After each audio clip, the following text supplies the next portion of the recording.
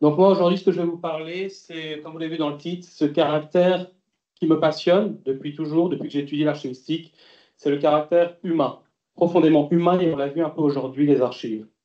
Dans la vie de tous les jours, on me dit souvent, je vais commencer sur une touche personnelle, qu'il faut se lancer des défis. Pas uniquement sur le plan professionnel, mais également sur le plan personnel. Alors, quel défi se lancer? Escalader l'Himalaya, vous avez vu, c'est à la mode. Il y a de plus en plus de youtubeurs et de youtubeuses qui le font. Ils font une vidéo, ils gagnent 1 million. Ça ne m'intéresse pas, sauf pour le million. Courir un marathon, je suis fils de marathonien. J'ai vu mon père sur la ligne d'arrivée, ça ne m'intéresse pas. Faire un concours de hot dog, c'est plus dans mes cordes, mais c'est un peu plus aux États-Unis. Il faut voyager, c'est cher. Non, j'ai une passion et un hobby que je me suis lancé, un défi beaucoup plus difficile, c'est de faire croire, mais c'est vrai, faire comprendre que l'archivistique, c'est une discipline passionnante, c'est une discipline intéressante qui mérite qu'on s'y attarde. Parce que c'est quand même un beau défi. Parce que quand on pense à l'archivistique et qu'on a étudié l'archivistique, ce sont ces définitions qu'on nous a demandé d'apprendre par cœur. Mais c'est quoi les archives? Et quand on sort de l'EPSI, comme moi, c'est l'ensemble des documents produits et ou reçus par une personne morale ou physique dans le cadre de ses activités. Et qu'on va réciter comme des mantras avant de dormir pour que notre saint patron, qui est donc Saint Laurent, il y a aussi Saint Jérôme, mais Saint Laurent c'est mon préféré parce que c'est aussi le saint patron des barbecues. Euh, c'est le patron des archivistes et des grilles, pour être précis, des barbecues. Donc il y a ces définitions. Il y a aussi en archivistique beaucoup ces logiciels qui nous rappellent que nous avons été jeunes et que nous avons connu les années 90 et qu'ils sont toujours là. Alors je suis désolé pour le logiciel qui a été choisi. En plus, c'est pas le plus gentil. Archiclass, il est quand même assez moderne. J'aurais pu mettre Curator, faisant un peu d'autocritique. Curator, chaque fois que je l'ouvre, ça me rappelle mes premiers pas. Ça me rappelle les années 90. Et c'est peut-être bien qu'il change un peu. Et aussi en archivistique, ça, c'est aussi des traumatismes. Il y a aussi tous ces recueils qui ne sont pas mauvais, soyons clairs. Ce sont les outils de notre quotidien. On peut pester contre, on peut bien évidemment dire, mais attends, ce document, il est où? Dans le calendrier de conservation des communes de Genève, il est où? On ne le retrouve pas. Bon, soit on le détruit, soit on le garde. Ça dépendra de nos stratégies personnelles, on y reviendra. Mais l'archivistique, c'est aussi ça. Alors, je sais, parler du renouveau de l'archivistique et montrer ces images, on peut se poser des questions. Mais ce sont alors, ceux qui me connaissent le savent, c'est mon dada. Hein. C'est des archivistes. Il y a en archivistique de grands penseurs. On a ici Bernard, c'est mon chouchou. C'est un archiviste sud-africain, pour celles et ceux qui ne le connaissent pas, qui a connu la chute du régime d'apartheid et qui va être à ce moment-là archiviste aux archives d'État d'Afrique du Sud et qui va assister à la destruction des documents d'archives. Et il va se poser beaucoup de questions déjà sur ce qu'il doit faire. Alors, parce que le code de déontologie de l'archivistique lui disait, vous devez être fidèle vis-à-vis de votre employeur. Mais mon employeur, c'est le régime d'apartheid qui est en train de s'écrouler. Et il est en train de détruire les archives parce qu'il ne veut pas qu'on sache ce qu'ils ont fait. Et il va faire fuiter dans la presse, et Vernaris va dire quelque chose de très juste, qui se disait beaucoup en archivistique à l'époque, et qu'on le dit encore quand on lit, pour ne pas le citer, Carole Couture, non, mesdames et messieurs, les archives, ce n'est pas la vérité.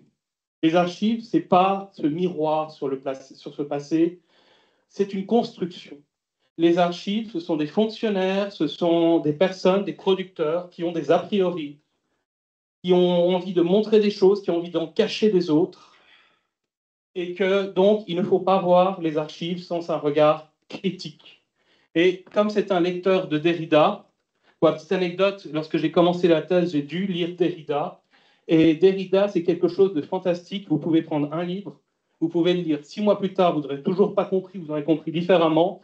Vous le lisez un an après, vous comprendrez encore autre chose. Donc c'est un peu comme le pain elfique dans Le Seigneur des Anneaux. Donc, ça vous nourrit toute une vie, Derrida.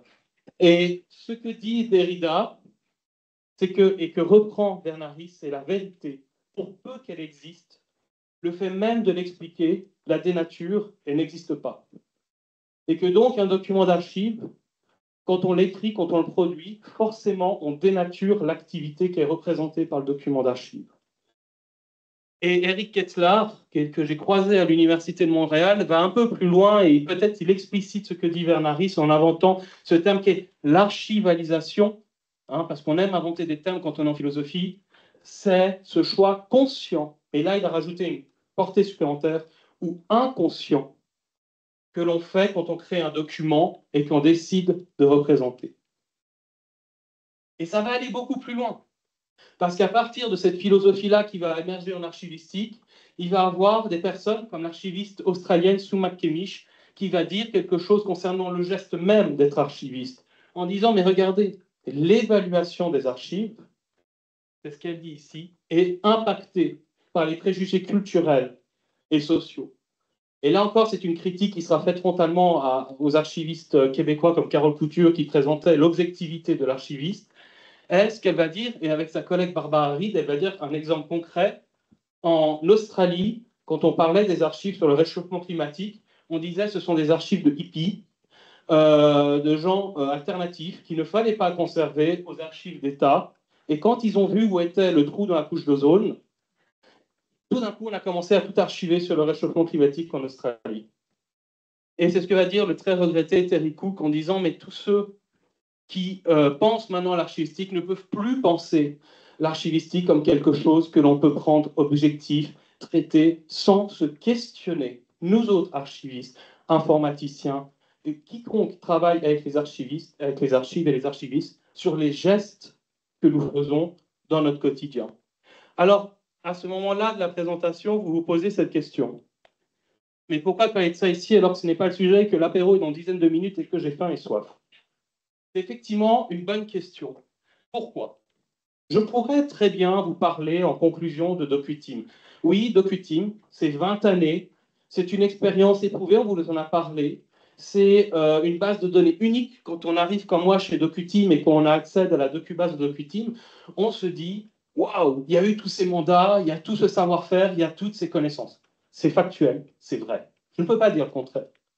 Je pourrais vous dire, waouh, on a des logiciels fantastiques, tournés vers l'avenir, on est les premiers à avoir intégré RIC, certains le disent également, c'est vrai, factuellement, c'est vrai. Mais moi, ce qui m'intéresse chez DocuTeam, au-delà de toutes ces vérités factuelles, ce sont ces personnes. Ce sont ces personnes qui constituent ici l'équipe romande. L'équipe de Baden est tout aussi intéressante, rassurez-vous, mais c'est juste que je n'avais qu'une slide. Et ce sont des gens, c'est pas vrai, mais bon, mais ce sont des gens.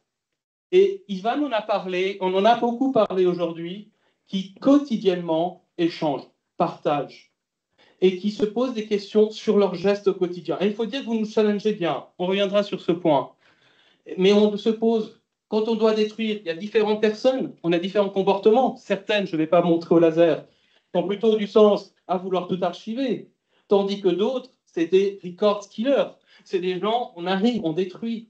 Et c'est ce que disaient ces philosophes en amont. Nous-mêmes, archivistes, quand on fait des choix, il faut réfléchir aux choix que nous faisons. Donc, au sein de DocuTeam, on a beaucoup réfléchi, on a beaucoup écrit, on a beaucoup de connaissances sur notre métier. Alors, vous pouvez reconnaître qu'un membre de la direction appartenait à un comité de rédaction, mais il y a aussi d'autres articles prévus dans des articles scientifiques, dans des magazines français, dans des magazines canadiens. Parce que chez DocuTeam, ce sont des personnes qui ont vraiment à cœur, et c'est ça que j'ai rencontré quand je suis arrivé chez DocuTeam il y a maintenant presque 2 ans, pour leur métier, qui se posent beaucoup de questions, grâce à vous, une fois encore, parce qu'ils sont sur chez DocuTeam, on peut avoir 5 jours dans une semaine, comme tout le monde, de travail, mais c'est 5 jours d'expériences différentes. 5 jours où on doit... Attends, mais je suis chez qui, là? Alors, quand on est dans une commune au fin fond de Genève, on arrive très vite à voir qu'on est au fin fond de Genève, mais on doit s'adapter très rapidement. Et donc, derrière ce contexte qu'on vous a présenté, on vous a dit tout ce qu'il pouvait faire, oui. Il y a, ce qui sonne là, des courriels. On a eu des échanges. Et ça a été très passionnant de participer à la création de contextes, parce qu'on s'est rendu compte déjà qu'entre nous, archivistes chez DocuTeam, on n'utilisait pas nos logiciels de la même façon. On n'utilisait pas les mêmes champs on utilisait les mêmes champs de la même manière, mais on n'avait pas la même manière de décrire les documents. On n'avait pas forcément la même sensibilité à certains documents. Et ça a beaucoup compté. dans la production de contexte, et c'est ce qui a été dit en amont. Et ce qu'il faut, je pense, préciser aujourd'hui, c'est que Docuting Context a été créé, certes par des informaticiens qui ont fait le code, vous en avez vu beaucoup aujourd'hui, mais également par des archivistes, pour des archivistes, et qui ont mis la main dans le cambouis sans connaître le code et qui arrivent aujourd'hui à faire de la description et même faire un peu plus. Et même moi, et ça c'est les informaticiens qui m'ont tapé, je ne peux plus le faire, qui n'a pas de grande connaissance en informatique, le code, quand on peut changer les formulaires, c'est pas très compliqué, on arrive. Donc oui, chez DocuTeam, comme l'ont dit Bernard Ries, comme l'ont dit ces personnes que je vous ai présentées en introduction, on doit faire preuve d'adaptivité. Quand on est dans une zone moisie et que l'on doit procéder à l'évaluation, eh ben, il se peut que le contexte préside à ce que nous allons décider concernant ce que nous devons conserver ou pas. Faire restaurer des factures que l'on va éliminer dans 2 ans, non, peut-être pas. Et même derrière ce que vous a montré, et qui peut paraître pour un archiviste qui n'est pas formé à l'informatique en quelque chose de fade et d'incompréhensible, eh ben, il y a des personnes qui se sont posé la question. On a parlé du vrac, on a parlé des doublons. Qu'est-ce qu'un doublon? Est-ce qu'on évalue le doublon que sur ses métadonnées, mais est-ce qu'on évalue le doublon également sur le contenu du document? Est-ce qu'un document Word avec un document textuel que l'on retrouve dans un document qui dit il y a un document Word avec un document textuel et des images qui n'apparaissent pas de la même manière dans un document PDF qui a le même corps de texte, mais pas les mêmes images, est-ce que c'est un doublon? Et toutes ces questions-là, on se les pose chez DocuTeam. Aussi, il y a quand même un très grand acteur dans tout cela, dont on a peu parlé aujourd'hui, mais qui est fondamental, c'est vous. Donc là, c'est une image, si jamais, d'intelligence artificielle. Je lui ai demandé de montrer une main qui pointe un index. Mais si chez DocuTeam, mais c'est bien parce que c'est vous, et vous, et vous, et vous. Donc si on avait plusieurs index, moi, j'aurais fait la même chose. C'est pour vous dire que chez DocuTeam, la richesse de toutes nos interventions, on l'a vu avec Plateforme Nice, on l'a vu avec la Bibliothèque nationale, et bien d'une certaine manière, ça peut paraître bateau, mais c'est vous qui l'apportez, parce que c'est vous qui nous donnez des projets, c'est vous qui nous commencez à nous challenger. Et donc pour cela, je pense qu'une bonne chose qui doit être dite pour conclure cette journée magnifique et qui a été très riche, et vous rassurez-vous, il y aura toujours une période de questions après, et surtout un apéro, c'est merci. Merci pour votre... ça, ceci, c'est intelligence artificielle. J'ai mis la demande sur Canva. Andrea, c'était pendant 1 heure de pause. Hein. Voilà, merci pour vous, merci pour votre écoute. C'est vous qui faites partie de notre communauté. C'est surtout nous qui tenons le crachoir, mais c'est vous qui nous faites vivre. Et pour ça, un immense merci. Donc voilà un peu les mots de conclusion pour cette journée. Première fois de l'Opus.